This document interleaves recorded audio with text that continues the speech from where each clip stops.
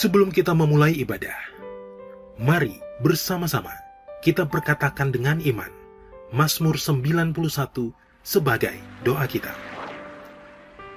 Dalam lindungan Allah, orang yang duduk dalam lindungan yang maha tinggi dan bermalam dalam naungan yang maha kuasa akan berkata kepada Tuhan, tempat perlindunganku dan kubu pertahananku, Allahku yang kupercayai. Sungguh, Dialah yang akan melepaskan engkau dari jerat penangkap burung, dari penyakit sampar yang busuk. Dengan kepaknya, Ia akan menudungi engkau. Di bawah sayapnya, engkau akan berlindung. Kesetiaannya ialah perisai dan pagar tembok.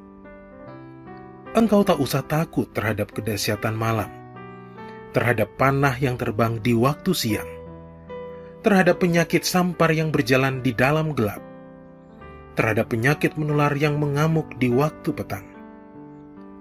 Walau 1.000 orang rebah di sisimu, dan 10.000 di sebelah kananmu, tetapi itu tidak akan menimpamu. Engkau hanya menontonnya dengan matamu sendiri dan melihat pembalasan terhadap orang-orang fasik. Sebab Tuhan ialah tempat perlindunganmu, yang maha tinggi telah kau buat tempat perteduhanmu. Malapetaka tidak akan menimpa kamu, dan tulah tidak akan mendekat kepada kemahmu.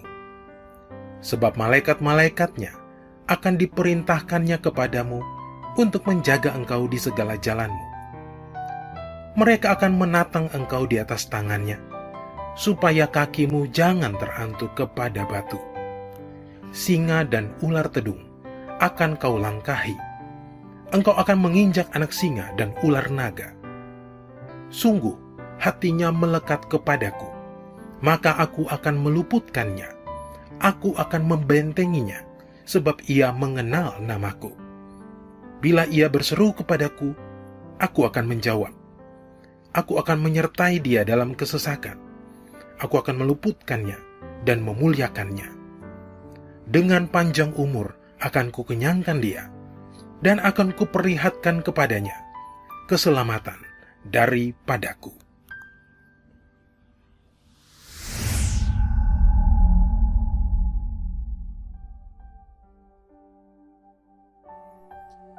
Mari, secara bersama-sama kita deklarasikan Pentakosta ketiga. Pentakosta ketiga adalah pencurahan Roh Kudus yang dahsyat di zaman now, melebihi yang terjadi di Azusa Street.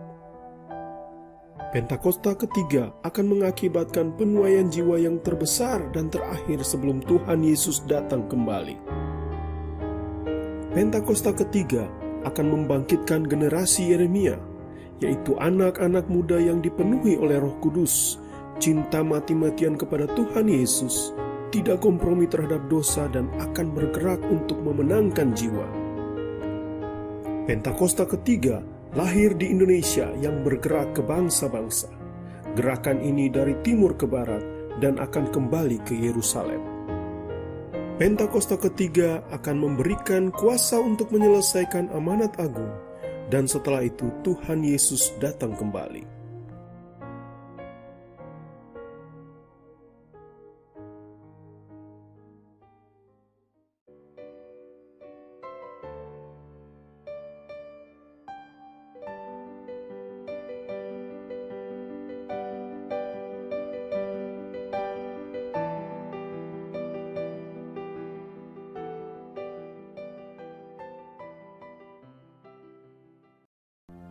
Shalom gereja Tuhan. Shalom. Puji nama Tuhan, kita kembali berkumpul untuk mau menaikkan setiap pujian dan penyembahan kita di hadapan Tuhan. Begitu kita siapkan hati kita siapkan pikiran kita untuk kita mau menyembah Yang Maha Kudus. Untuk itu mari kita sama-sama berdoa. Tuhan Yesus, terima kasih Tuhan buat kebaikan-Mu Tuhan. Kami akan menyembah Engkau, kami mau meninggikan nama-Mu Tuhan. Engkau memberkati ya Bapa, Engkau rapi kami Tuhan Yesus. Setiap pujian penyembahan yang kami naikkan kepadamu Tuhan, boleh menjadi pengakuan kami kepadamu Tuhan. Engkau sungguh hebat, Engkau sungguh dahsyat buat setiap pribadi kami ya Tuhan. Terima kasih Bapa, terima kasih Yesus. Kami berdoa dan mengucap syukur kepadamu Tuhan. Amin.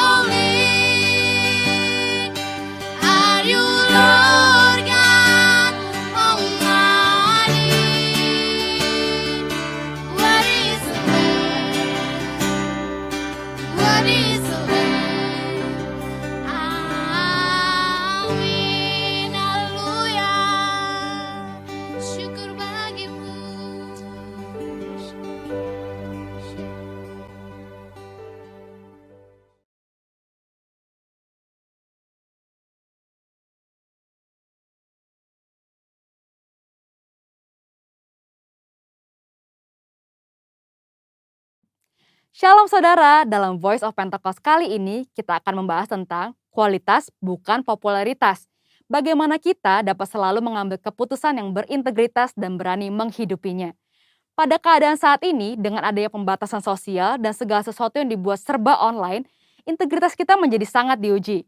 Misalnya, ketika meeting online sengaja mematikan video seolah mengalami gangguan teknis, padahal untuk mengerjakan hal yang lain. Integritas tidak hanya bicara soal keselarasan antara ucapan dan perbuatan, tetapi adalah keputusan yang kita buat secara totalitas dan konsisten.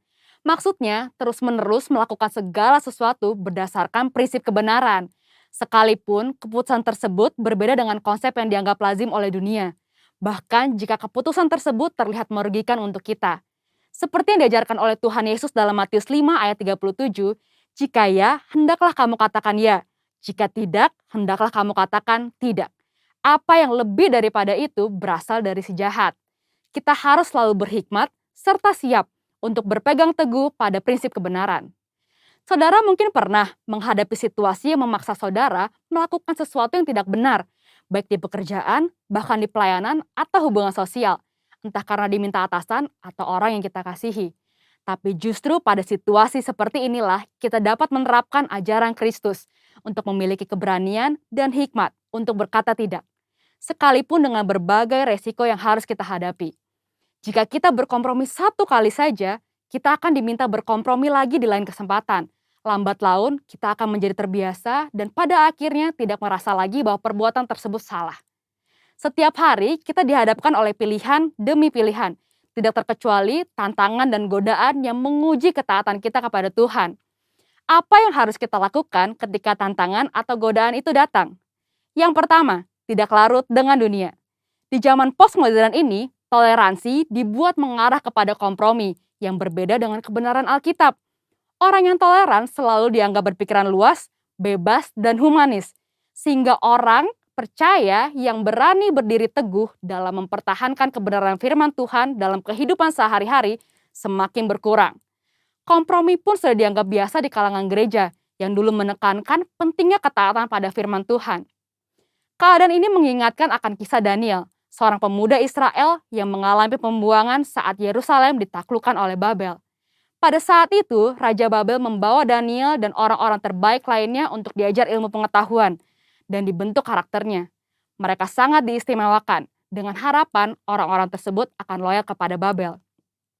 Namun, walaupun mendapatkan kehidupan yang enak dan masa depan yang cerah, Daniel tetap memilih untuk menjalankan perintah Tuhan. Dia tidak memakan makanan raja yang tidak sesuai dengan hukum Taurat. Daniel sadar, sebagai anak Tuhan, ia harus tetap taat, walaupun hidup di tengah bangsa yang tidak mengenal Tuhan. Yang kedua, tidak malu menghidupi kebenaran. Hidup dalam kebenaran adalah hidup tanpa kepalsuan, hidup dengan jujur. Yesus adalah kebenaran. Sebagai pengikut Kristus, kita harus memperkatakan dan mempraktekkan kebenaran dalam hidup. Orang menganggap perintah-perintah yang diberikan Yesus terlalu kaku dan tidak relevan pada zaman ini. Padahal memang kebenaran tidak bergantung pada perasaan, pengalaman, atau penafsiran yang bersifat subjektif. Kebenaran Allah adalah benar tanpa pengecualian. Orang Kristen yang sejati akan melihat integritas dirinya sebagai suatu harga diri terpenting. Kita tidak perlu merasa takut berpihak kepada kebenaran. Alkitab berkata pada 1 Petrus 4 ayat 16, jika ia menderita sebagai orang Kristen, maka janganlah ia malu, melainkan hendaklah ia memuliakan Allah dalam nama Kristus itu. Biarlah kita tetap mempertahankan kebenaran dan memuji Tuhan. Yang ketiga, hidup seperti Yesus hidup. Yesus adalah kebenaran. Untuk dapat hidup secara benar, maka kita harus hidup dalam Yesus. 1 Yohanes 2 ayat 5-6 berkata, tetapi barang siapa menuruti firman-Nya, di dalam orang itu sungguh sudah sempurna kasih Allah. Dengan itulah kita ketahui bahwa kita ada di dalam Dia. Barang siapa mengatakan bahwa ia ada di dalam Dia, ia wajib hidup sama seperti Kristus telah hidup. Hidup menjadi sama seperti Kristus merupakan kehendak Bapa. Yesus menjelaskan lebih lanjut dalam Matius 5 ayat 48. Karena itu, haruslah kamu sempurna, sama seperti Bapamu yang di surga adalah sempurna. Jika kita berkata hidup dalam Bapa, kita menjadikan Yesus sebagai Tuhan dan Juru Selamat di dalam hidup ini. dan kita wajib hidup sama seperti Yesus telah hidup. Mari kita minta pertolongan Roh Kudus untuk memimpin hidup kita pada zaman sekarang. Kita harus menyadari bahwa kita adalah anak Tuhan, maka kita harus hidup sesuai dengan firman Tuhan. Seperti Kristus taat mengerjakan apa yang ditetapkan oleh Bapanya. Itulah yang menjadi kunci keberhasilan Kristus. Seringkali kita berpikir bahwa hidup sama seperti Kristus menjadikan hidup kita terkekang dan menderita. Padahal, jika kamu tetap dalam firman-Ku, kamu benar-benar adalah murid-Ku, dan kamu akan mengetahui kebenaran, dan kebenaran itu akan memerdekakan kamu. Seperti tertulis di Yohanes 8 ayat 31-32. Itulah sebabnya, selama di bumi, Yesus tidak pernah menyia-nyiakan kesempatan yang ada. Fokus hidupnya terpusat hanya untuk melakukan kehendak Bapa. Jadi, jika kita mengikuti teladan Yesus, kita akan hidup seperti Dia. Ketika dunia menawarkan kita untuk jadi serupa sepertinya, kita harus berani mengambil keputusan yang berintegritas, yaitu dengan berkata tidak. Tidak larut dalam dunia, tidak malu menghidupi kebenaran, dan yang terutama, hidup seperti Yesus telah hidup. Mari kita menjadi orang percaya yang berintegritas penuh di tengah dunia pada zaman ini. Untuk penjelasan lebih lengkapnya dari tim teologi kami, silahkan buka link yang ada di atas atau scan QR Code yang tersedia. Salam integritas, Tuhan Yesus memberkati.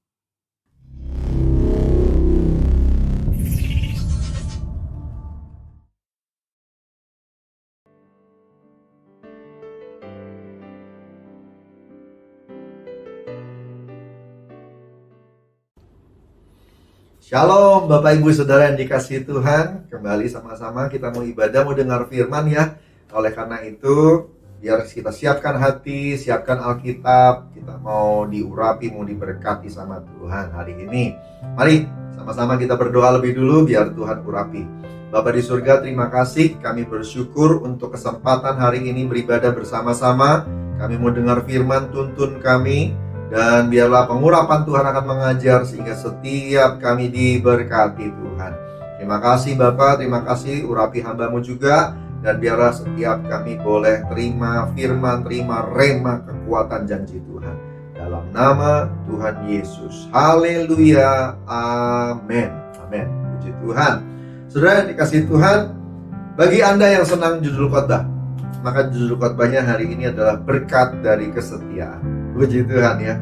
Saudara dikasih Tuhan, Tuhan senang dengan setia. Kenapa? Karena kesetiaan itu adalah karakter Tuhan sendiri.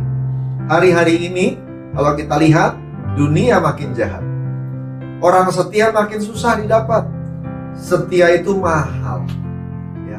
Setia itu mahal. Baik ada ya, saudara dikasih Tuhan. Tapi setia itu bicara tentang hal-hal yang panjang, yang teruji. Bicara soal konsistensi, makanya susah nyarinya. Tapi kalau udah dapet, wah itu mahal banget, saudara yang dikasih Tuhan ya. Nah, tahukah Anda bahwa kesetiaan adalah salah satu yang dikehendaki oleh Tuhan untuk Anda dan saya bisa sama-sama Dia selama-lamanya. Saudara yang dikasih Tuhan, kesetiaan adalah barometer, salah satu dari barometer untuk bersama-sama dengan Tuhan. Di kitab Wahyu pasal 17 ayat 14, ayat itu berbunyi tentang peperangan antara anak domba dan semua orang yang menyertainya dengan musuh, ya, dengan musuh, dengan kerajaan kegelapan. Saudara dikasih Tuhan, bunyinya gini: mereka akan berperang melawan anak domba, tetapi anak domba akan mengalahkan mereka karena Ia adalah Tuhan di atas segala Tuhan dan Raja di atas segala raja. Mereka yang bersama-sama dengan Dia, dengan anak domba, juga akan menang, yaitu mereka yang terpanggil, yang telah dipilih, dan yang setia. Jadi mereka yang menang bersama dengan Tuhan itu adalah orang-orang yang setia. Berapa banyak yang mau jadi orang yang menang bersama-sama dengan Tuhan? Amin. Saya juga mau, saudara, supaya kita juga berkemenangan. Bukan cuma nanti, tapi dari sekarang kita menang bersama dengan Tuhan. Amin. Saudara yang dikasihi Tuhan, setia adalah satu ukuran untuk berada bersama-sama pasukan Tuhan, ya, bersama-sama dengan Tuhan. Daud di Mazmur 37 juga mengucapkan tentang hal ini. Kalau kita mau diberkati, maka kita harus belajar setia. Kalau kita mau hidup doanya dijawab sama Tuhan, maka kita harus belajar setia. Mazmur 37 ayat 3 sampai dengan 4 mengatakan begini. Percayalah kepada Tuhan, 1, lakukanlah yang baik, dan diamlah di negeri, dan berlakulah setia, bergembiralah karena Tuhan, maka Ia akan memberikan kepadamu apa yang diinginkan oleh hatimu. Puji Tuhan ya. Berapa banyak di sini yang apa yang ada di hati ingin dijawab sama Tuhan, diberikan oleh Tuhan. Saudara dikasih Tuhan, semua mau? Saudara, kalau mau, maka kita lihat firman Tuhan ini berjanji gini, percaya pada Tuhan, lakukan yang baik, diamlah di negeri dan berlakulah setia, bergembiralah karena Tuhan, maka Ia akan memberikan kepadamu apa yang diinginkan oleh hati. Luar biasa ya, salah satunya adalah setia. Setia. Nah, saya jadi ingat waktu Tuhan Yesus berkhotbah tentang akhir zaman. Pak Niko mengatakan hari-hari ini kita harus siap-siap untuk kedatangan Tuhan yang kedua. Nah, saya jadi ingat khotbahnya Tuhan Yesus tentang akhir zaman di Matius 24 ayat 3 sampai 14. Tuhan Yesus mengucapkan tanda-tanda yang menjelaskan tentang kedatangan Tuhan yang kedua, ya. Ada muncul nabi palsu, Mesias palsu, ada deru perang, ada bangsa yang akan bangkit melawan bangsa, kerajaan melawan kerajaan, ada kelaparan, ada gempa bumi, anak-anak Tuhan akan disiksa, dibunuh, dan dibenci. Dan salah satunya juga adalah penyakit sampar, saudara. Ya, penyakit sampar. Nah, kalau bicara soal penyakit sampar yang skalanya mendunia, maka COVID-19 adalah salah satu penyakit sampar yang skalanya mendunia. 100 tahun lalu, 1918, pernah terjadi juga penyakit sampar. Tapi skalanya kurang dari 50% penduduk dunia atau negara di dalam dunia ini. Saudara yang dikasih Tuhan, COVID-19 hampir 100% negara yang ada di bumi ini semuanya kena. Ini skalanya mendunia. Kapannya persisnya Tuhan Yesus datang kita tidak tahu, karena Tuhan Yesus memang bilang nggak ada yang tahu. Tapi Dia sudah menyebutkan bahwa salah satu tandanya adalah sampar ini. Dan kita percaya kedatangan Tuhan sudah dekat. Amin, saudara. Nah, ketika banyak hal yang nggak nyaman ini terjadi, banyak yang murtad, kedurhakaan meningkat, kasih kebanyakan orang menjadi dingin. Paulus menuliskannya di dalam surat-suratnya. Saudara dikasih Tuhan. Nah, yang menarik adalah begini. Waktu Yesus ditanya sama murid-murid setelah dia khotbah tentang tanda-tanda akhir zaman, Yesus ditanya, kapan itu Tuhan? Kapan itu? Ya. Tuhan Yesus menjawab dengan 4 perumpamaan. Dia nggak bilang kapan, tapi Tuhan Yesus lebih merasa perlu untuk menyiapkan semua murid-muridnya. Nggak usah tahu kapannya, tapi yang penting kamu siap-siap. Nah, kata siap-siapnya itu dijelaskan dengan 4 perumpamaan. Kita tahu Tuhan kita senang ngajar lewat perumpamaan. 4 perumpamaan ini punya makna yang sama. 4-empatnya bicara soal berjaga-jaga dan bersiap sedia. Nah, hari ini saya mau jelaskan 3 dari 4 itu, karena inti dari 3 perumpamaan yang akan saya jelaskan ini adalah setia. Perumpamaan keempat itu bicara soal fokus, bagaimana kita hidup untuk Tuhan. Tapi saya mau bicara yang 1, 2, 3 aja. Ya, yang 1, 2, 3. Saudara, yang pertama itu perumpamaan tentang hamba yang diberikan pekerjaan lalu tuannya pergi. Ya, lalu dibilang berbahagialah hamba yang didapati oleh tuannya kedapatan sedang mengerjakan dengan setia. Gitu ya. Lalu yang kedua itu bicara soal 5 gadis bodoh dan 5 gadis bijaksana. Ya, setia menantikan, menjaga minyak, menjaga pelita. Perumpamaan yang ketiga bicara soal talenta, melipat gandakan talenta. Yang keempat itu soal pemisahan kambing dan domba. Saya nggak bahas ini. Pemisahan kambing dan domba ini bicara soal fokus kita, menolong orang dan menjadi berkat buat sesama dan memuliakan nama Tuhan. Saya nggak bahas ini karena intinya bukan soal kesetiaan, tapi yang 1, 2, 3 setia. Ya. Kesetiaan itu langka di zaman hari-hari ini. Kesetiaan adalah kualitas yang surga inginkan. Tadi kita sudah dengar ayat-ayatnya. Berapa banyak di tempat ini, Bapak Ibu Saudara yang beribadah bersama-sama dengan saya, yang punya kerinduan ingin masuk surga. Haleluya. Yang mau aja, yang angkat tangan. Ya, saya percaya semuanya mau. Amin. Saudara dikasih Tuhan, kesetiaan adalah kualitas yang dicari surga. Suami yang setia, istri yang setia, kalau belum menikah, pacar yang setia, anak-anak yang setia, hamba Tuhan yang setia, pemimpin yang setia, jemaat yang setia, dan seterusnya. Amin. Saudara dikasih Tuhan, bayangkan setelah perjalanan kekristenan kita bertahun-tahun, saudara dikasih Tuhan, di titik terakhir menjelang kedatangan Tuhan, setelah semua yang engkau jalani, engkau nggak jaga-jaga, waktu diuji nggak setia. Sayang banget kan ya, kalau di garis akhir kita semua gagal. Saudara, mari belajar setia. Yang mau belajar setia, angkat tangannya. Saudara akan diberkati Tuhan. Amin. Saudara dikasih Tuhan, yuk belajar setia. Setia dalam bahasa Ibraninya emunah. Dalam bahasa Yunaninya pistos. Ya, pistos. Itu setia. Kalau pisteo itu iman, percaya. Ya, berarti ada hubungannya nih.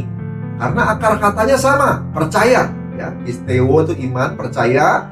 Kalau pistos itu setia. Kok setia sama percaya ada hubungannya? Ada hubungannya karena akar katanya sama. Saudara, arti perumpamaan yang pertama ini ya. Arti perumpamaan yang pertama, setia itu sebenarnya begini, layak dipercaya.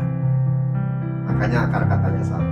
Setia itu punya arti gitu, layak dipercaya, teruji. Haleluya. Integritas. Haleluya. Ya, saudara dikasih Tuhan. Jadi waktu ada tuan punya hamba-hamba dititipin tugas karena dia mau pergi keluar kota, gitu ya. Lalu kemudian ada yang hamba yang rajin ngerjain tugasnya, ada yang malas. Yang lebih parah lagi, sudah malas dia gangguin yang rajin, ya. Nah, lalu kemudian tuannya datang mendadak. Nah, lalu kemudian ada pesan di sana kesimpulannya. Berbahagialah hamba yang didapati tuannya ketika tuannya datang sedang mengerjakan pekerjaannya. Hamba yang setia. Kata setia di sana pistos. Pistos artinya layak dipercaya. Layak dipercaya. Apakah Anda orang yang layak dipercaya? Saudara dikasih Tuhan, kita kadang-kadang mungkin bertanya-tanya, komplain. Kenapa ya doa kita belum dijawab? Kenapa ya kita belum ada terobosan soal keuangan? Coba periksa yuk, apakah kita termasuk hamba yang layak dipercaya? Ya, kualitas itu harusnya kita miliki dulu, baru kita bisa nanti dapat, saudara. Standarnya sampai dulu. Ayo, kita waktu diuji jangan lari. Waktu ada ujian kesetiaan, kita jangan lari. Lakukan yang terbaik. Lakukan yang terbaik sebagai suami. Lakukan yang terbaik sebagai istri. Lakukan yang terbaik sebagai papa mama yang bertanggung jawab untuk anak-anaknya. Lakukan yang terbaik untuk dirimu sendiri juga. Kalau engkau tidak menghargai dirimu dan memberikan yang terbaik untuk dirimu, siapa lagi yang mau diminta untuk memberikan yang terbaik? Saudara yang dikasihi Tuhan, layak dipercaya. Layak dipercaya. Bahkan ketika gak ada yang lihat kita, itu namanya integrity, integritas. Ketika orang tidak lihat kita, kita mau gak tetap setia? Setia sama Tuhan, setia sama panggilan, setia sama tanggung jawab pekerjaan yang Tuhan kasih. Ya, hari-hari ini nyari kerja itu susah, saudara dikasih Tuhan. Jadi kalau lagi dipercaya sama Tuhan, lagi dipercaya sama pimpinan, kerjakan sungguh-sungguh, produktif, berbuah, be fruitful and multiply. Yang mau dan setuju sama saya katakan amin. Soal nanti kita dapat apa, jangan khawatir. Allah tidak pernah berhutang. Apa yang kau tabur pasti kau tuai. Amin. Teruslah bekerja, teruslah berusaha. Jadilah orang yang layak dipercaya. Saya berdoa Bapak Ibu Saudara semua adalah orang-orang seperti itu. Amin. Yang kedua, saudara, apa itu setia. Ya, di perumpamaan yang kedua, Tuhan cerita tentang 10 gadis, 5 bodoh, 5 bijaksana. Saudara dikasih Tuhan. Matius 25 ayat 1 sampai 13. Ayatnya panjang, saya nggak jelasin, nggak baca satu-satu ya. Tetapi kita sama-sama tahu cerita ini. Pada waktu menantikan mempelai datang, saudara, mereka semua membawa pelita. Ya, yang bodoh tidak bawa minyak cadangan, yang bijaksana bawa minyak cadangan. Tapi 10-10-nya bawa pelita. Pelitanya nyala. Saya sangat percaya perumpamaan ini bukan untuk sembarang orang Kristen. Ini adalah orang Kristen yang penuh Roh Kudus. Jadi ini perumpamaan khusus buat kita-kita nih yang penuh Roh Kudus. Yang penuh Roh Kudus bisa bahasa roh, mengalir dalam karunia roh. Karena pelitanya nyala. Tapi ternyata Tuhan mau kasih tahu di antara orang-orang yang penuh Roh Kudus ini, ada yang bawa minyak cadangan, ada yang tidak. Ada yang bijaksana, ada yang tidak. Ada yang tidak. Kalau mau jadi bijaksana, maka kita juga mesti setia menjaga minyak kita. Ya. Setia di sini artinya siap sedia, berjaga-jaga, berjaga-jaga.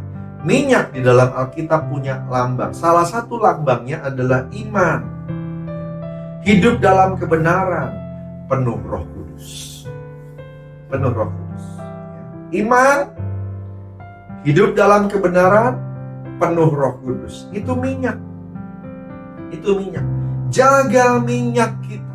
Jaga iman kita. Jaga hidup benar. Jaga penuh Roh Kudus. Bisa bahasa roh, itu satu terobosan, puji Tuhan. Tapi jangan bangga dulu, karena itu cuma berarti pernah penuh. Oleh karena itu tiap hari cek dan jaga kepenuhan itu, ya, kepenuhan itu, supaya jangan up and down, up and down, up and down. Kalau dalam kondisi sedang tidak bergairah dengan Tuhan, segera koreksi, jangan tunda. Pastikan kita menyala-nyala di dalam Tuhan. Yang mau katakan haleluya. Kondisi penuh Roh Kudus itu harus diminta, dicari, dikejar. Tidak bisa instan. Tahu dari mana? Pada waktu wanita, gadis-gadis yang bodoh itu mau minta minyak tambahan, minta pinjem dari gadis-gadis bijaksana, dia bilang, yang bijaksana bilang, jangan, nggak cukup, nanti buat kami. Lebih baik kamu pergi beli. Lebih baik kamu pergi beli. Dalam arti kata lain begini, lebih baik kamu bayar harganya. Bayar harganya. Jadi, untuk mendapatkan minyak tadi, menjaga iman yang sejati, punya hidup dalam kebenaran, penuh dengan Roh Kudus, memang perlu bayar harga. Perlu bayar harga. Latihan, praktek, dilatih oleh Roh Kudus adalah satu bentuk persiapan yang terbaik. Bapak, Ibu, Saudara dikasih Tuhan, siap sedia, berjaga-jaga, itu bukan berarti tidak melakukan apa-apa. Bukan bertahan, pasif, bukan. Yang namanya siap sedia dan berjaga-jaga, itu bicara soal kegiatan yang aktif, supaya kita bisa terus jaga penuh Roh Kudus, penuh firman. Penuh Roh Kudus, penuh firman. Rajin baca Alkitab, biar tahu kebenaran, kebenaran memenuhi engkau, kebenaran itu membebaskan engkau. Penuh Roh Kudus, masuk hadirat Tuhan, menyembah Tuhan, punya quality time, hubungan yang dekat dengan Tuhan.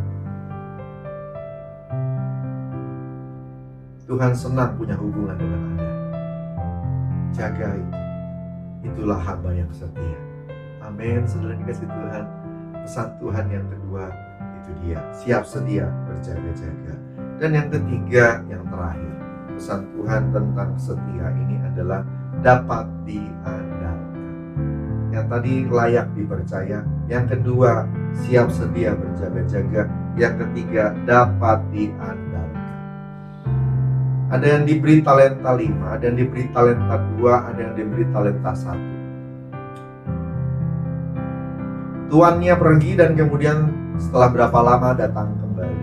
Dimintain pertanggungjawaban. Yang 5 melipat gandakan 5 juga jadi 10. Yang 2 jadi 4. Yang satu ternyata disimpan dalam tanah, tidak dikerjakan. Tidak dikerjakan. Talenta itu mahal, saudara. Talenta itu mahal. Talenta itu mahal. Besar sekali angkanya. Saya sudah pernah hitung ini. Kira-kira ya. Kira-kira saudara dikasih Tuhan. Satu talenta itu kira-kira 200 juta rupiah.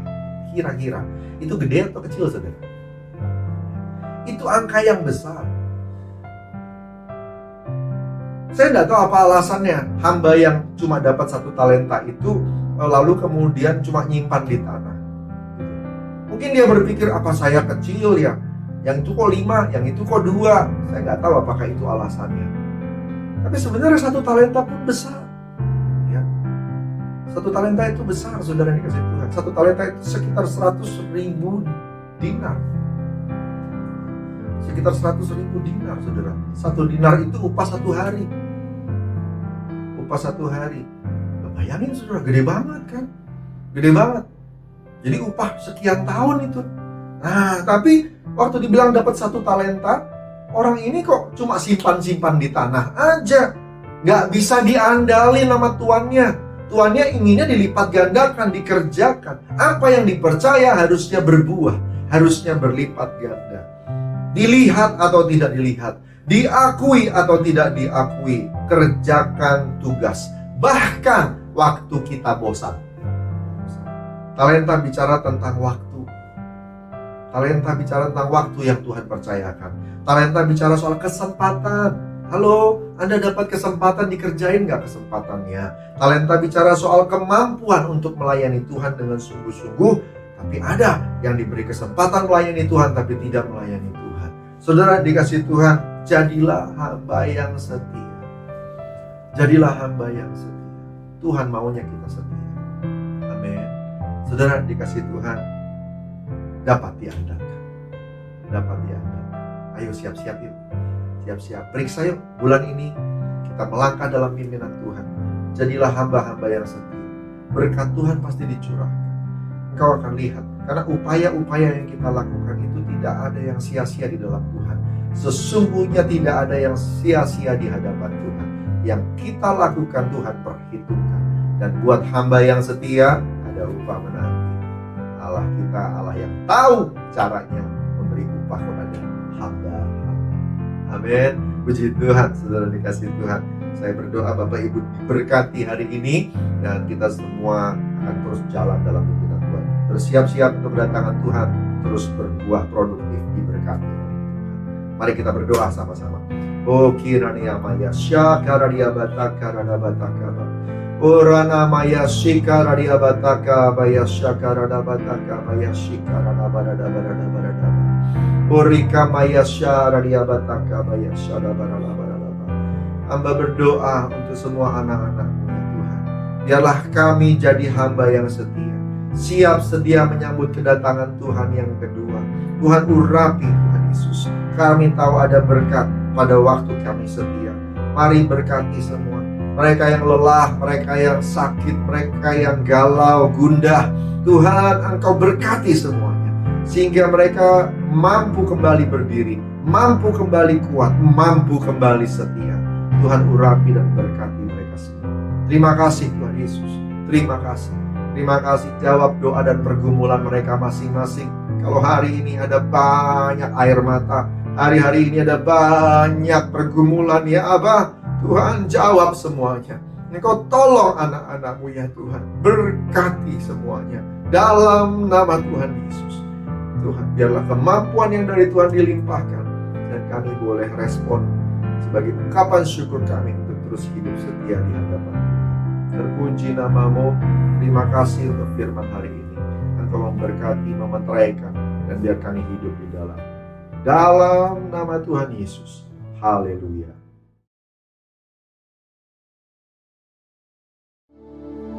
Kita akan terima doa berkat.